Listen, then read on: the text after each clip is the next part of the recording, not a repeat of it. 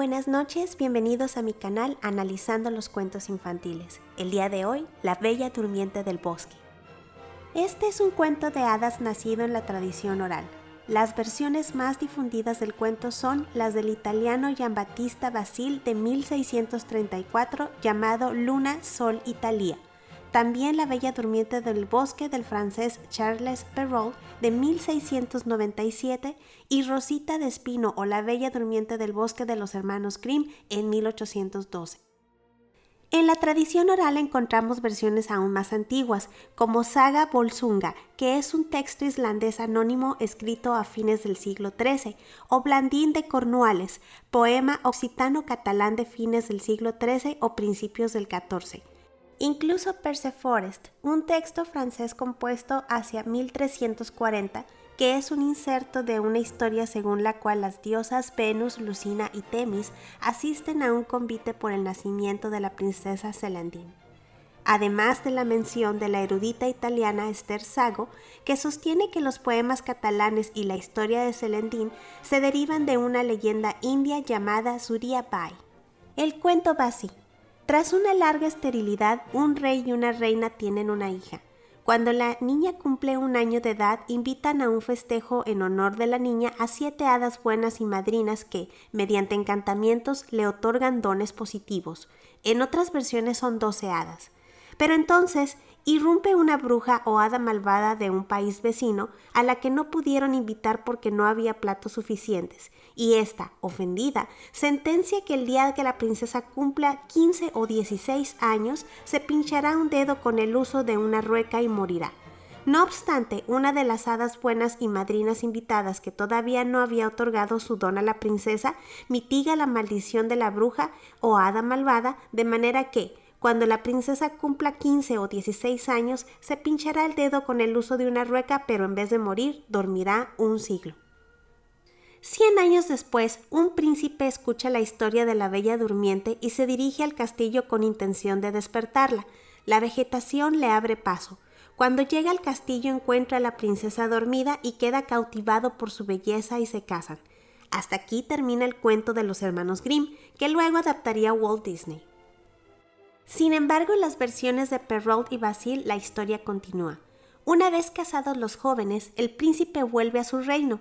Allí no revela a sus padres lo sucedido con la princesa, pues teme que su madre, de quien se dice que es parte ogresa, atente contra su esposa y los hijos que eventualmente tendrá con ella.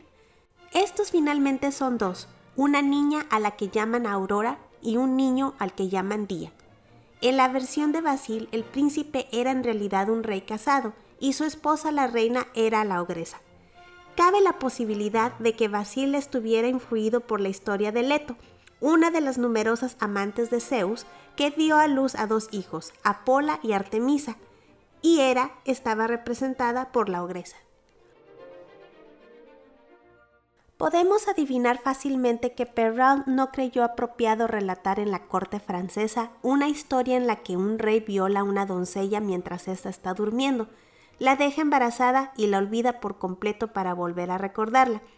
Eso nos hablaría de fuertes connotaciones de índole sexual y parafilias.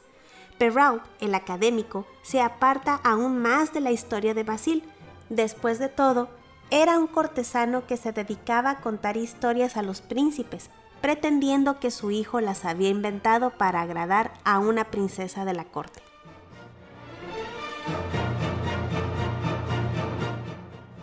En un trasfondo psicológico, la Bella Durmiente es, por más que los padres intenten impedir el florecimiento sexual de su hija, este se producirá de forma impecable. Además, los obstinados e imprudentes esfuerzos de los padres no conseguirán más que evitar que la madurez se alcance en un momento preciso.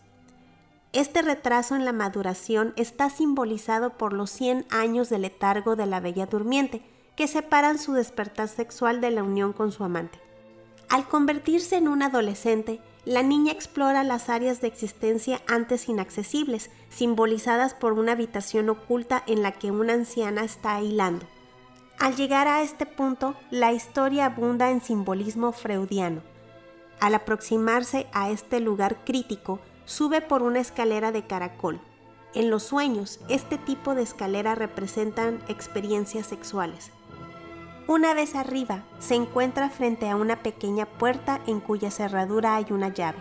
Al hacerla girar, la puerta se abre de golpe y la niña entra en un cuarto muy pequeño en el que se sorprende al ver a una viejecita que está hilando. En lenguaje onírico, una habitación cerrada representa a menudo los órganos sexuales, en específico los femeninos, y el hacer girar la llave de la cerradura simboliza la relación sexual. El término maldición alude a menudo a la menstruación, y es precisamente la maldición de una hada mala la que origina la hemorragia, ya que en ese entonces se creía que la menstruación, así como el dolor de parto, eran una maldición por el pecado de Eva en el paraíso. La historia de la Bella Durmiente inculca al pequeño que es un suceso traumático, como la hemorragia de las niñas al llegar a la pubertad y más tarde en la primera relación sexual, que puede tener consecuencias muy satisfactorias. El relato sugiere la idea de que tales acontecimientos deben tomarse muy en serio, pero no por ello hay que temerlos. La maldición representa, de modo latente, una bendición como es el engendrar un hijo. Sentido metafísico y profundo de Walt Disney. Walt Disney siempre quiso darles un sentido más dulce y metafórico e incluso metafísico a sus historias. La Bella Durmiente del Bosque representaría a la parte más pura y candorosa de un ser humano, como es la conciencia. Esta está dormida indefinidamente dentro del castillo que es el cuerpo mismo. El castillo está rodeado por espinos y lo resguarda un dragón, representados por los malos pensamientos y las bajas emociones y pasiones. El príncipe es aquella parte valerosa y noble que está dentro de la naturaleza del ser humano en su intento por despertar su conciencia, debiéndose enfrentar al monstruo más tenebroso, salvaje e infernal que puede existir, que es el ego. Solo una mente valerosa, noble y dispuesta a pelear contra el ego, simbolizado por aquel dragón, podrá despertar a la conciencia.